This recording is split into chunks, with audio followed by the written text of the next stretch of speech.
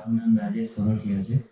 અ, સાવલિયા સરને અમે લોકો મળ્યા હતા. 2 વર્ષ પહેલા મેં મારી આંખના ઓપરેશન માટે મળ્યો હતો અને સરને ડિટેલમાં મેં ટેકનિકલી થોડું જાણ્યું હતું. હું બેઝિકલી ઇલેક્ટ્રિકલ એન્જિનિયર છું એટલે મેં ટેકનિકલી ઘણા ક્વેશ્ચન કર્યા હતા સરને. તો મને એવું લાગ્યું કે ના સરનો નેચર અને હોસ્પિટલની ફેસિલિટી, ઇન્સ્ટ્રુમેન્ટ્સ એ બધું જોઈને મને વધારે સારું લાગ્યું અને સર સાથે મેં એવું ડિસાઈડ કર્યું કે એક આંખનું ઓપરેશન અત્યારે કરાવી લઉં. બીજી આંખમાં પણ મને મોતિયાનું હતું, તો મેં એવું વિચાર્યું કે 2 વર્ષ, એકાદ વર્ષ જવા દઉં. 2 વર્ષ પછી મેં બીજી આંખનું પણ ઓપરેશન કર્યું. તેમાં લેઝર સેન્ટરમાં લેઝરના ઇન્સ્ટ્રુમેન્ટ જે ફેમટો કરીને છે, બહુ સારું ઇન્સ્ટ્રુમેન્ટ છે. એનાથી મારું સેકન્ડ કેટરેક્ટ ઓપરેશન થઈ ગયું અને આઈ એમ વેરી મચ સેટિસ્ફાઈડ કે ઓપરેશન દરમિયાન મને કોઈ તકલીફ ન પડી અને બહુ ઇઝી ગોઈંગ હતું અને ફૂલ ફેસિલિટી હતી ઓપરેશન થિયેટરમાં. અને હોસ્પિટલની ક્લીનલીનેસ વિશે તો 500% માર્ક આપી શકાય એવી હોસ્પિટલ છે, બહુ સારી છે. કોઈ પણ પેશન્ટને ગમે એવી જગ્યા છે અને બહુ સારી વ્યવસ્થા છે. સ્ટાફ પણ એટલો બધો સારો છે. સ્પેસિફિકલી અપેક્ષા મેડમ સાથે મેં ઇન્ટરેક્શન ઘણી વાર કર્યું, ડિસ્કશન કર્યું. મને પણ પૂરો સપોર્ટ મળ્યો છે. બંને ઓપરેશનમાં મારે ઇન્સ્યોરન્સ હતા, એમાં પણ મને પૂરો સપોર્ટ મળ્યો છે અને મારા સાસુને પણ મારી બાજુમાં જ બેઠા છે. એમને પણ મેં આ જ સજેશન આપ્યું કે સરનો સ્વભાવ સારો છે, તે સમજાવે છે. એમને આંખમાં ફૂલા છે, જે નાનપણમાં શીતળા નીકળે ને આંખમાં જે તકલીફ થાય એ ટાઈપની બંને આંખમાં હતી.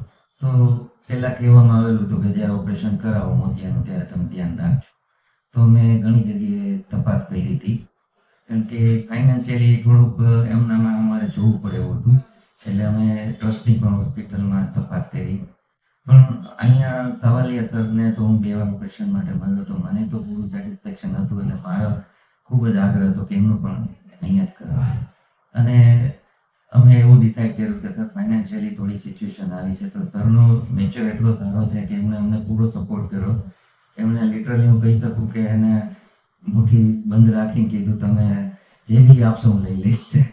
પણ એનીવે ઇટ્સ કોઈ એવી મેટર નથી ફાઇનાન્શિયલ કે આમ જ કરવું તો આ ઓપરેશન તો જ અમે અહીંયા કરાવીએ. પણ અમને ટેકનિકલી મને બહુ સારું લાગ્યું એટલે અમે એવું ડિસાઈડ કરી જ લીધું હતું કે અહીંયા જ કરાવશું.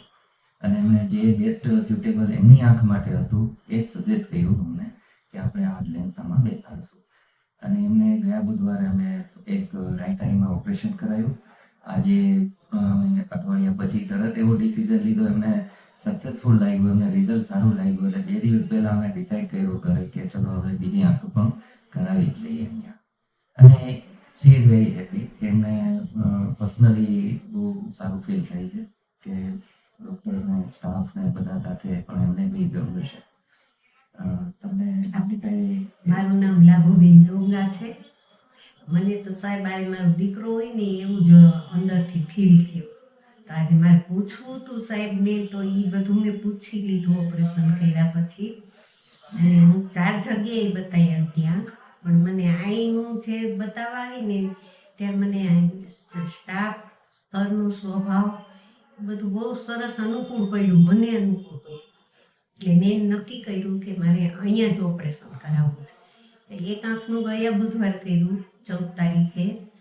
પછી 5 દિવસ પછી વિચાર્યું કે દિવાળી પછી બીજી આંખ, પણ બહુ સરસ રિઝલ્ટ છે ને તો આ અઠવાડિયામાં બીજી આંખનું મેં કરી લીધું. અને અહીંયાનો સ્ટાફ એ બહુ સારો છે અને બહુ સરસ અમને સારી રીતે બધા બહુ સારું સમજાવે છે, ટ્રીટમેન્ટ આપે છે. બીજું સર સાથે અમારું ડિસ્કશન 2 થી 3 વાર થયું. એમાં મને પણ એકચ્યુઅલી અમે સ્વાધીન પરિવારવાળા છીએ એટલે અમે થોડું કર્મના સિદ્ધાંત અને નીતિમત્તામાં માનીએ છીએ. ઓપરેશન સારું થશે એવા વિશ્વાસ સાથે સાહેબને મળ્યા હતા. અને સાહેબ પણ એમના ફેમિલીમાં મેમ્બર સ્વાધીન પરિવારમાં જોડાયેલા છે. એમના મધર છે, એમના ફાધર છે. તો એવી ઘણી વાતો થઈ હતી અને સરનો સ્વભાવ પણ અમને એવું લાગ્યું કે એમને બી એવું શીખવાડ્યું જે છે કુદરત મારી પાસે કરાવે છે એ સેવાનું કામ હોઈ શકે. અને હું બહુ સારા ભાવથી દરેક પેશન્ટની સેવાના ભાવથી જ કરું છું ઓપરેશન. તો એક સારા સ્વાધીનના વિચાર પણ એમણે કેળવેલા છે અને ઓપરેશન દરમિયાન એ પૂરેપૂરું એ રીતે ટ્રીટ કરે છે પેશન્ટને. એ ફાઇનાન્શિયલી હોય કે ઓપરેશન દરમિયાન કે એના સ્ટાફને બી એવું જ સમજાવતા હતા કે આપણે સારું કામ કરવાનું છે. બસ so many thanks to Samalia sir and all the staff. આભાર સાહેબ. Thank you very much.